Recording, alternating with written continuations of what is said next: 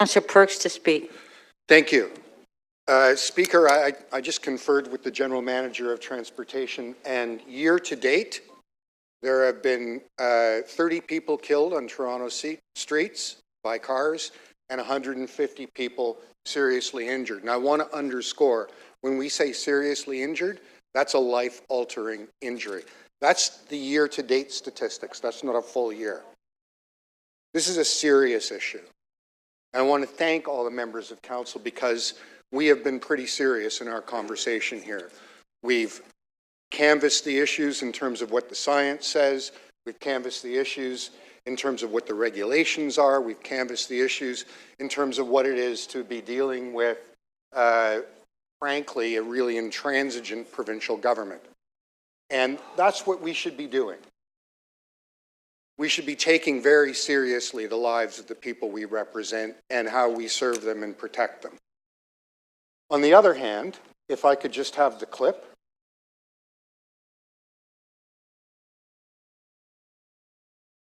With the volume. Oh dear. You think someone would come up with common sense and say, okay, we're putting speed bumps on Parkside Drive, we're putting turnabouts. You just... Thank you. Speed bumps on Parkside Drive and turnabouts. That's supposedly a serious answer. Now, anyone who ever travels on Parkside Drive knows it's a TTC route.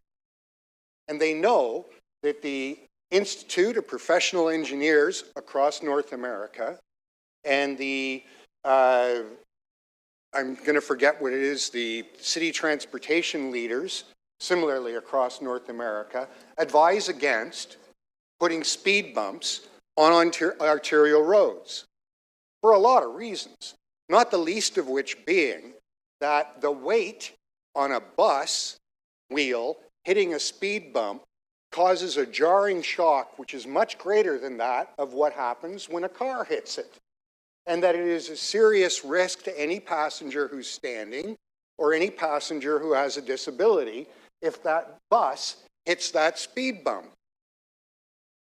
A serious person would also know that Parkside, or the High Park, is an area of natural and scientific interest and also has a retaining wall.